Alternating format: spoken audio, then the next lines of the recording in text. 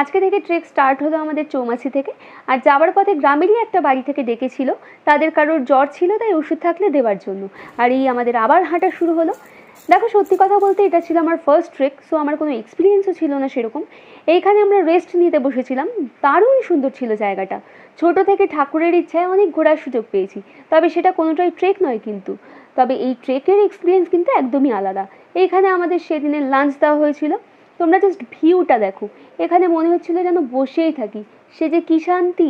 তো এখানে লাঞ্চ পুরো কমপ্লিটও করতে পারিনি, তার মধ্যে শুরু হলো বৃষ্টি। তো পড়ি কি মুড়ি করে রেইনকোট গায়ে দিয়ে শুরু হলো আবার হাঁটা। কি সুন্দর লাগছে না? চারপাশে শুকনো গাছের পাতা পড়ে জায়গাটাকে পুরো মায়াবী করে তুলেছে। তারপর আরও অনেকক্ষণ হেঁটে পৌঁছালাম আমাদের ক্যাম্প সাইটে, আর সেই বৃষ্টি পড়ছিল। আসলে কি বলতো, পাহাড়ের বৃষ্টির কোনো সময় নেই।